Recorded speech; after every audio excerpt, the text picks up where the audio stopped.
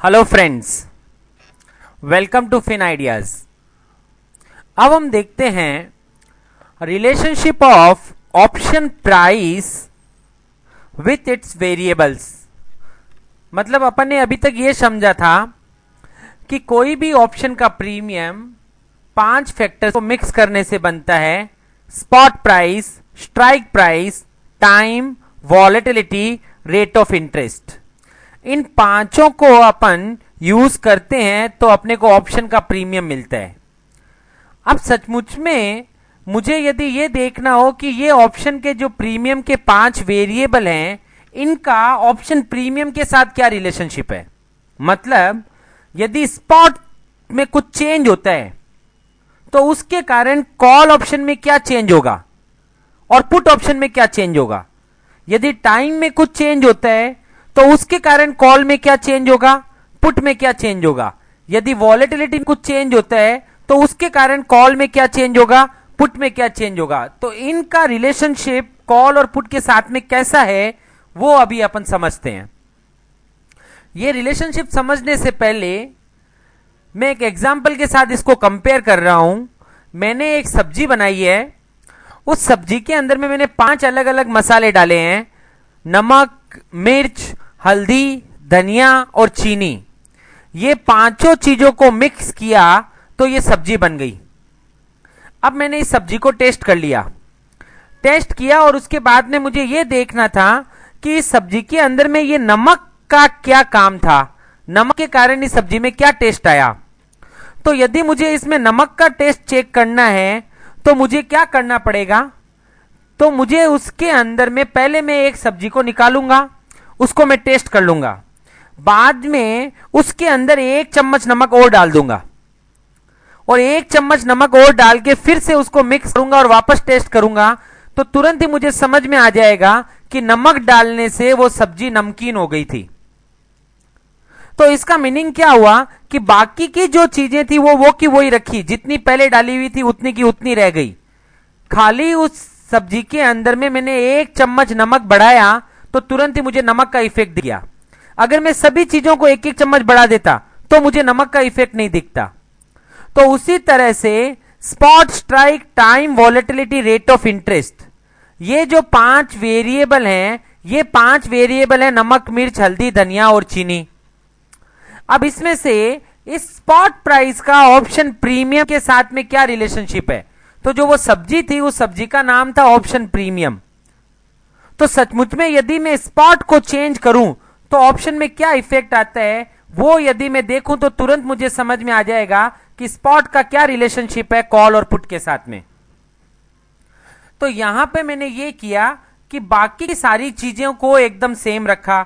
मतलब स्ट्राइक वो की वही, टाइम वो का वही, वॉलेटिलिटी वही, रेट ऑफ इंटरेस्ट वही, और कोई एक स्पेसिफिक स्पॉट के ऊपर में पहले मैंने प्रीमियम चेक कर लिया और उसके बाद में मैंने स्पॉट प्राइस को बढ़ाया।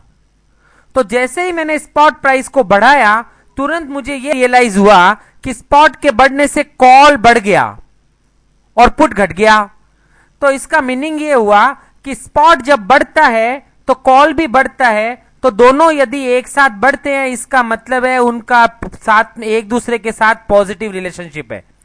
मतलब स्पॉट को मैं बढ़ाता हूं और यदि स्पॉट के बढ़ाने से कॉल ऑप्शन भी बढ़ता है तो स्पॉट का कॉल के साथ में पॉजिटिव रिलेशनशिप हुआ। और सिमिलरली स्पॉट को बढ़ाने से पुट का प्रीमियम घटता है। तो एक चीज बढ़ाई तो दूसरा घट गया, तो इसका मतलब हुआ उसका उसके साथ में नेगेटिव रिलेशनशिप है। तो यहां पर अपन ने यह कंक्लूजन निकाला, if other factors remains constant and spot price increases, then call increases and put decreases. So that means call के साथ में स्पॉट का पॉजिटिव रिलेशनशिप हुआ एंड पुट के साथ में स्पॉट का नेगेटिव रिलेशनशिप हुआ।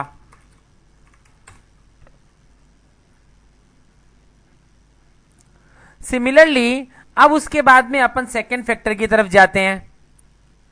Second factor time. जैसे जैसे मैं टाइम को बढ़ाता हूं, अब टाइम का मीनिंग क्या है, जैसे आज का डेट है 31 जुलाई, तो टाइम 31 जुलाई है, और मान लीजिए करंट जो मेच्योरिटी है वो अगस्त का मेच्योरिटी है और उसकी मेच्योरिटी है 31 अगस्त।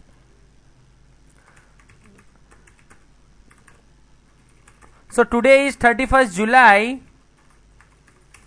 एंड मेच्योरिटी इज ऑन 31 अगस्त।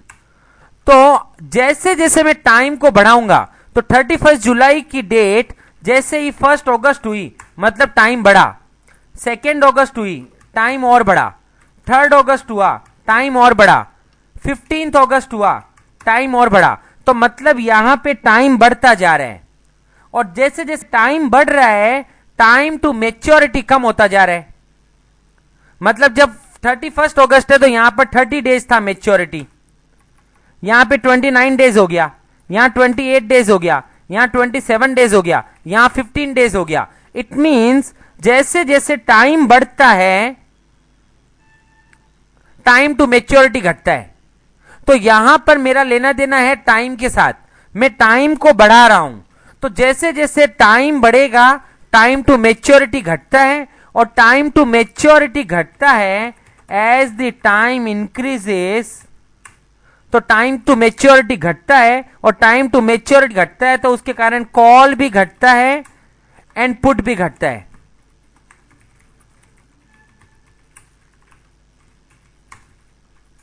सो इसका मीनिंग ये हुआ कि टाइम जैसे जैसे बढ़ता है कॉल भी घटता है और पुट भी घटता है। तो कॉल के साथ और पुट के साथ में टाइम का नेगेटिव रिलेशनशिप है।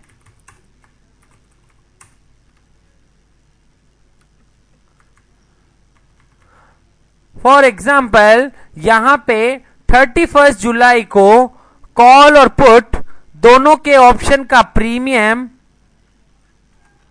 209 रुपीस था, और जैसे जैसे मैं टाइम को बढ़ा रहा हूं 31 जुलाई की जगह पे मैंने 1 अगस्त किया 205 रुपया प्रीमियम हो गया, 2 अगस्त किया 202 रुपया प्रीमियम हो गया, 3 अगस्त किया 198 प्रीमियम हो गया, 4 अगस्त किया 195 प्रीमियम हो गया, 15 अगस्त किया 150 प्रीमियम हो गया। तो इसका मतलब जैसे जैसे ये टाइम बढ़ता जा रहा है कॉल का प्रीमियम भी घट रहा है, पुट का प्रीमियम भी घट रहा है।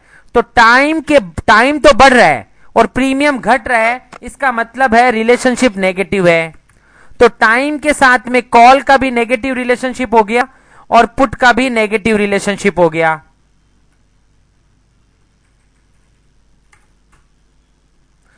उसके बाद में अपन अगले फैक्टर पे आते हैं। अगला फैक्टर है वॉलेटिलिटी। तो अपन ने ये देखा इससे पिछले वाले लेक्चर में ही कि जैसे जैसे वॉलेटिलिटी बढ़ती है तो अपने पास में दो ऑप्शन थे, एक था निफ्टी और एक था लिक्विड।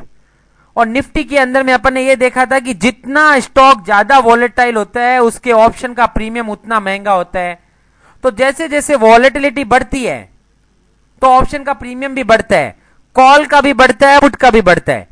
जब मार्केट के अंदर में 30% की वॉलेटिलिटी चल रही है तो कॉल का प्रीमियम भी 150 है, यहां पे पुट का प्रीमियम भी 150 है। अब जैसे ही मैंने 30 को 35% वॉलेटिलिटी कर दी तो 150 वाला प्रीमियम हो गया 175, कॉल भी और पुट भी।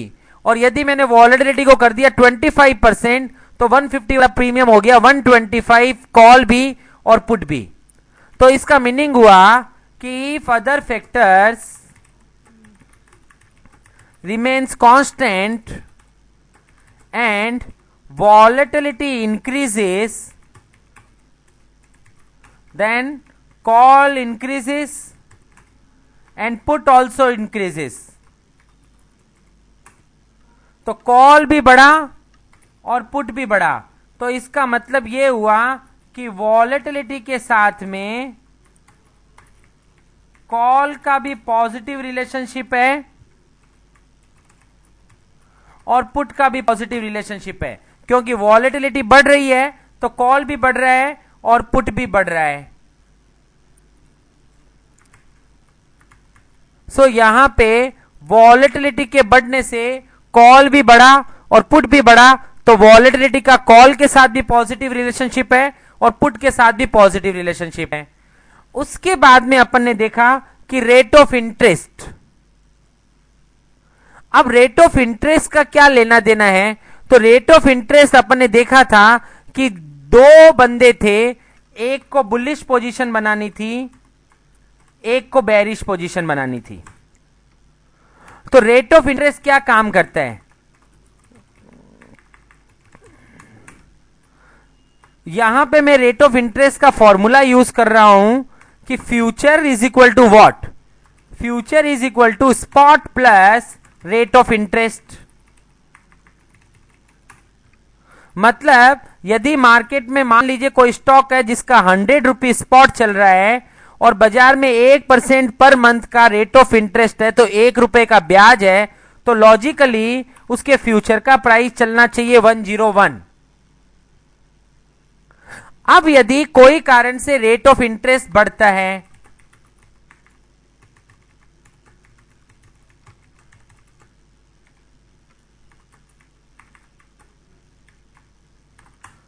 एक % की जगह रेट ऑफ इंटरेस्ट बढ़ करके 2% हो गया, तो जैसे ही 1% की जगह रेट ऑफ इंटरेस्ट 2% हुआ, तो अब ब्याज का फिगर 1 की जगह 2 रुपया हो जाएगा और उसके कारण फ्यूचर का भाव 101 की जगह पर 102 रुपया हो जाएगा। तो स्पॉट वो का वही है, लेकिन क्योंकि ब्याज बढ़ा तो फ्यूचर का प्राइस बढ़ गया। तो अब और अपन ने ये चीज देखा हुआ है कि एज फ्यूचर प्राइस इंक्रीजेस,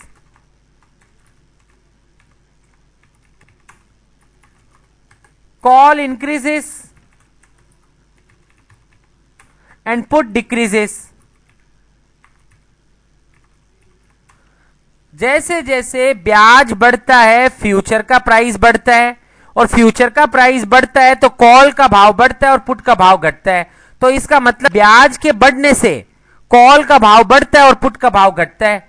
तो कॉल के साथ में ब्याज का पॉजिटिव रिलेशनशिप हुआ और पुट के साथ में इंटरेस्ट का नेगेटिव रिलेशनशिप हुआ। तो यहां से अपने को यह समझ में आया कि इंटरेस्ट का क्या इंपैक्ट है।